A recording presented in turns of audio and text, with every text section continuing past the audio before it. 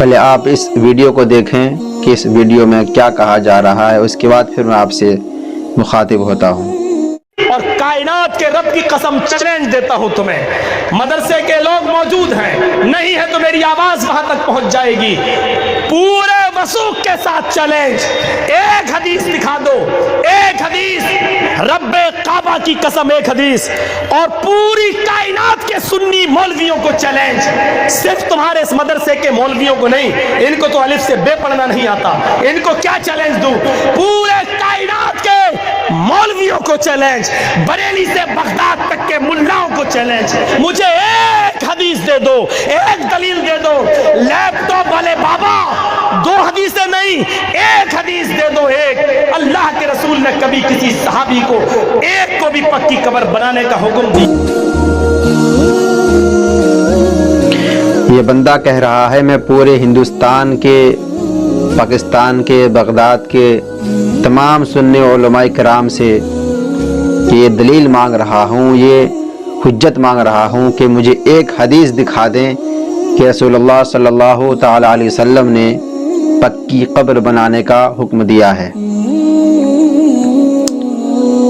پہلے آپ اس کے سوال کا جواب میں اس انداز سے دے رہا ہوں کہ یہ بات اگر کسی انسان نے، کسی طالب علم نے مدرسے میں رہ کر کسی استاذ کے زیر نظر علم دین حاصل کیا ہو، علم دین سیکھا ہو، تو اس طرح کی دو ٹکی والی نہایت ہی شرمناک بات کہہ نہیں سکتا۔ یہ وہی لوگ کہتے ہیں جن کے ذہن شیطان کے وسوسوں سے پر ہیں اور شیطان کا حربہ ان پر پوری طرح سے چل چکا ہے اور وہ شیطان کے گرفت میں آ چکا ہے۔ یہی وہ لوگ جس کی سوچ گندی ہوتی ہے، جس کی خیالات گندے ہوتے ہیں اور اپنی زبان سے بجائے کچھ اچھا بولنے کے غلیظ بکتا ہے، وہی لوگ ان باتوں پر توجہ دیتے ہیں اور یہ بات کرتے ہیں۔ آپ دیکھیں میرے پاس کنز الایمان شریف ہے، کنز الایمان کے پارہ نمبر 5 سورہ نساء آیت نمبر 59 کے اندر رب تبارک و تعالی فرماتا ہے یا ایھا الذین آمنوا اطیعوا اللہ و اطیعوا الرسول و اولی الامر منکم۔ اتنا ہی، اس کا ترجمہ آپ سماعت کر لیں، اے ایمان والو حکم مانو اللہ کا اور حکم مانو رسول اللہ کا اور ان کا جو تم میں حکومت والے ہیں۔ تین احکام، تین قسم کے احکام کو رب تبارک و تعالیٰ نے قرآن مجید کے اندر درج فرمایا۔ چونکہ رب تبارک و تعالیٰ عالم الغیب ہے، وہ جانتا ازل سے ہے کہ کچھ بدبخت اس دنیا میں ایسے پیدا ہوں گے جو پڑھے لکھے جاہل، جن کو آپ کہہ سکتے ہیں، جیسے عزازیل، ابلیس اتنا بڑا عالم معلم الملکوت رہا اور کس طرح جو ہے کافر مرتد ہو گیا، اسی طرح یہ لوگ بھی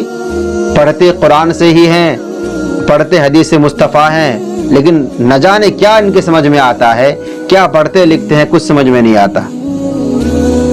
اللہ تبارک و تعالیٰ قرآن پاک کے اس آیت کے اندر 3 احکامات نازل فرمائے، احکامات کو 3 درجوں میں جو ہے منقسم کر دیا۔ پہلا حکم ظاہر جو قرآن سے ہے، اللہ کا حکم، دوسرا حکم ظاہر جو رسول اللہ سے ثابت ہے، حدیث کا حکم، اور تیسری چیز، تیسرا حکم جو رب تبارک و تعالیٰ نے فرمایا اولی الامر کے ذریعے۔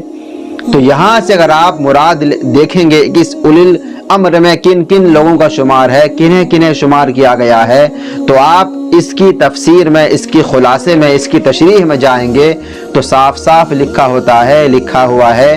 کہ اس آیت سے معلوم ہوا کہ احکام 3 قسم کے ہیں۔ پہلا وہ جو ظاہر کتاب یعنی قرآن کریم سے ثابت ہے، دوسرا وہ جو ظاہر حدیث سے ثابت ہے، اور تیسرا وہ جو قرآن و حدیث کی طرف، دیکھیے قرآن و حدیث کی طرف بطریق قیاس رجوع کرنے سے اولو الامر میں امام پہلی چیز۔ کون کون مراد ہیں؟ امام، امیر، بادشاہ، حاکم قاضی، بادشاہ حاکم قاضی سب داخل ہیں، اور اس میں علماء کرام بھی ہیں اور سلف صالحین بھی ہیں، یعنی قیامت تک اولی الامر پر جو ہے حکم نافذ ہوتا رہے گا، اور عوام کو اولی الامر کے تحت جو احکامات نازل کیے جائیں گے، جو احکامات عائد کیے جائیں گے، ان کی پابندی بذریعہ قرآن لازم و ضروری قرار دی جائے گی۔ تو یہ کہہ رہا ہے کہ مجھے ایک حدیث دکھا دو جس میں پکی قبر بنانا رسول اللہ صلی اللہ علیہ وسلم نے جائز قرار دیا ہو یا پھر حکم دیا ہو۔ میں ان سے پوچھنا چاہتا ہوں، مجھے آپ ایک حدیث بھی دکھا دیں کہ رسول مقبول صلی اللہ تعالی علیہ وسلم نے مسجد کے اندر آ کر عورتوں کو جمعہ و عیدین یا 5 وقت کی نماز پڑھنے سے منع کیا ہو، روکا ہو۔ آپ حدیث اٹھا کر دیکھیں گے تو زمانے رسول اللہ صلی اللہ علیہ وسلم میں عورتیں مسجد کے اندر باضابطہ جماعت کے پیچھے نماز 5 گانا کے ساتھ ساتھ جمعہ و عیدین پڑھا کرتی تھی، مگر اب نہیں پڑھی جاتی ہیں۔ ایک حدیث مجھے دکھا دو کہ رسول اللہ صلی اللہ علیہ وسلم نے خود بزبان خود منع کیا ہو، آپ کو نہیں ملے گا۔ یہ حال چلتا رہا، ابوبکر صدیق کے زمانے میں بھی عورتیں آئیں اور مسجدوں میں نماز پڑھی۔ عمر فاروق کے زمانے میں کچھ مہینے کچھ برسوں تک یہ حال رہا، بعدہ عمر فاروق رضی اللہ تعالی عنہ نے اس حکم کو منسوخ کر دیا، یہ حکم جو ہے بدل دیا کہ اب عورتیں مسجد میں نماز نہ پڑھیں۔ دوسری حدیث، دوسری بات میں آپ سے پوچھنا چاہتا ہوں، 1400 سال سے زیادہ ہو گئے، ساری کائنات کے تمام مساجد میں رمضان شریف کے مہینے میں 20 رکعت تراویح کی نماز باجماعت پڑھی جاتی ہے۔ مجھے آپ ایک حدیث بھی دکھا دیں کہ رسول مقبول صلی اللہ تعالی علیہ وسلم نے جماعت کے ساتھ تراویح کی نماز پڑھنے کا حکم دیا ہو، یا آپ صلی اللہ علیہ وسلم نے تراویح کی نماز باجماعت ادا کی ہو۔ نہیں ملے گی۔ یہ کہاں ہوا؟ یہ بھی عمر فاروق رضی اللہ تعالیٰ کے زمانے میں ہوا، اور آپ نے اس کا حکم دیا کہ لوگوں تنے تنہا تراویح کی نماز نہ پڑھو بلکہ یہ جماعت سے پڑھو، اور آپ نے کہا ھذا بدعۃ جو ہے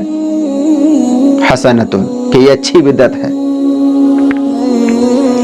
تو ہر بات قرآن سے، ہر بات ڈائریکٹلی حدیث سے آپ سوچیں گے اور آپ چاہیں گے کہ مجھے مل جائے تو یہ ناممکن ہے۔ اور قیاس کا حکم رب تبارک و تعالیٰ نے خود قرآن پاک میں دیا ہے کہ قرآن و حدیث کے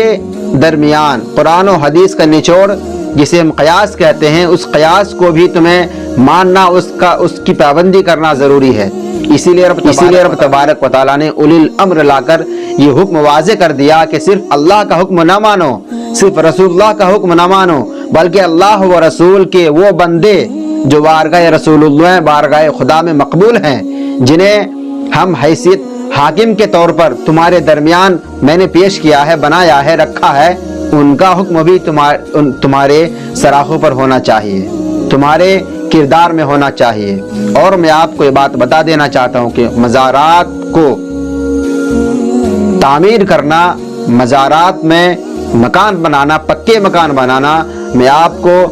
حضرت شیخ محمد بن طاہر پدری رحمۃ اللہ تعالی علیہ کی کتاب مجمع بحار الانوار کی جلد نمبر 3 صفحہ نمبر 208 کی اسکرین میں آپ کے اسکرین پر لگا دیتا ہوں، آپ وہ روایت دیکھیں کہ اس میں صاف صاف لکھا ہے کہ مزارات میں کہ اہل سلف نے یہ جواز رکھا ہے کہ مزارات کو پکے بنائے جائیں، اور اسی کی تحت امام اہل سنت نے فتاوی رضویہ جلد 9 صفحہ نمبر 418 کے اندر میں نے وہ اسکرین بھی آپ کے لگا دیا، آپ وہ بھی دیکھ سکتے ہیں کہ اعلیٰ حضرت نے بھی مزارات کو پکے مکان بنانا بالکل جائز رکھا تاکہ لوگ وہاں آئیں، آرام کریں، حاضری دیں، اور اللہ تبارک و تعالیٰ کی بارگاہ میں اس فقیر، اس بندے خدا کے صدقے میں دعا کرے کہ اللہ تعالیٰ ان کی دعا قبول فرمائے۔